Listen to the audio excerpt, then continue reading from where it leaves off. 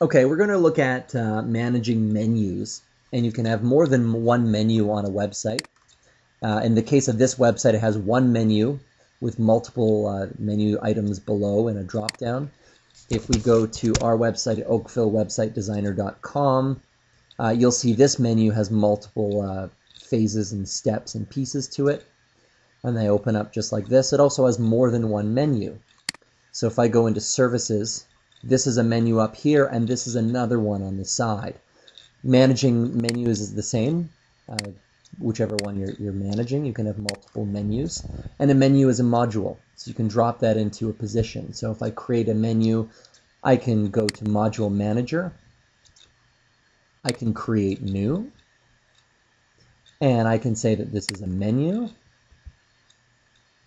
And then I can drop that into a specific module position. Maybe it's left or right on one of the sidebars.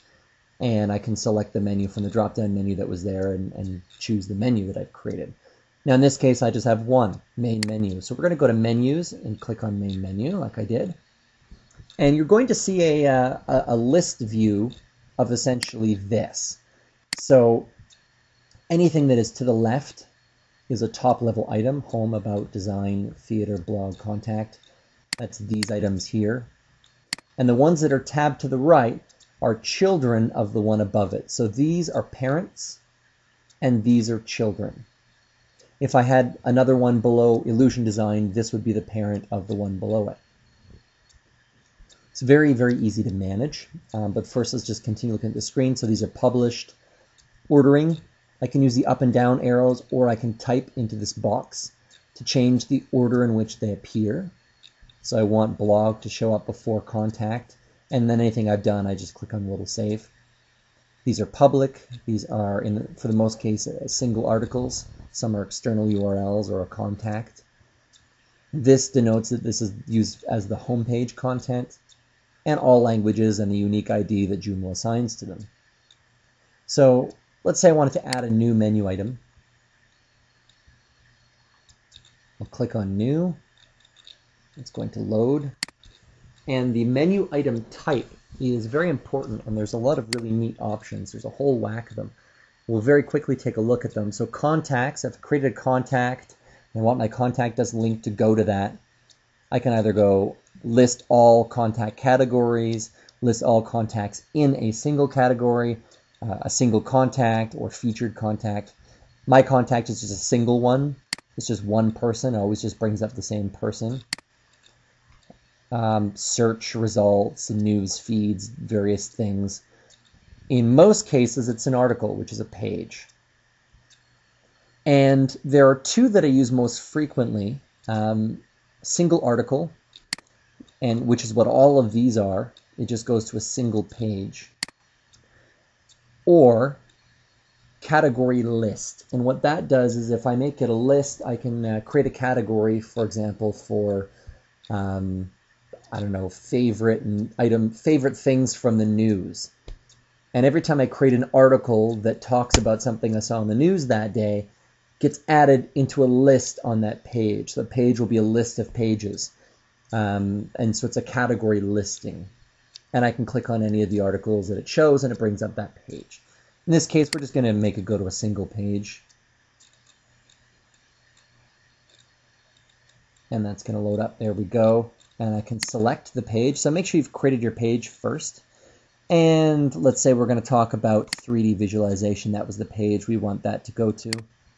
And the menu title, what the button is, I want it to go to 3D visualization. There, I've already typed it before. The alias is the same thing.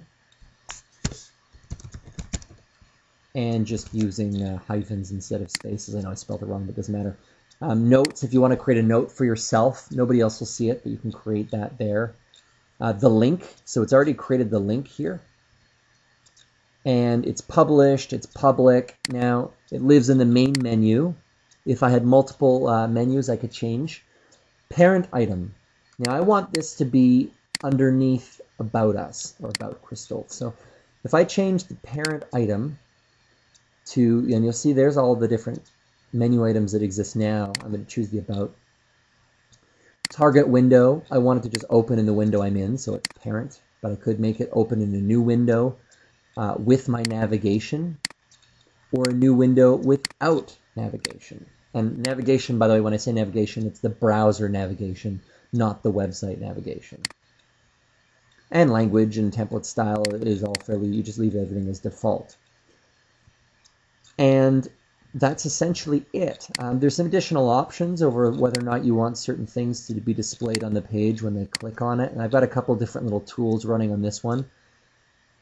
But that's essentially it. Now, we'll look at metadata very quickly. Metadata is description and keywords. So the title is already going to be this. And the description and keywords actually relate to search engines. So when I Google something, or I Yahoo or Bing search something, it gives a little description. That will pull from here unless I leave it blank. Then it will just pick and usually pull from the beginning of the content on the page. I want to define it. So I want to say, you know, we do amazing 3D visualization or something. And the keywords would be keywords that people might be searching to find it, but they're words that appear frequently on that page. So 3D animation, graphics, and CGI are things that might be said often. Robots. This is whether or not a search engine is actually going to consider this page for indexing. And use global is essentially what you want so that every page can be crawled by search engines. We set the global setting to be yes, please crawl this page. And whether or not it's secure, you can just ignore that. Otherwise, you're good to go and you've just created a menu item. Save that, and that will get published to the website and people can use it.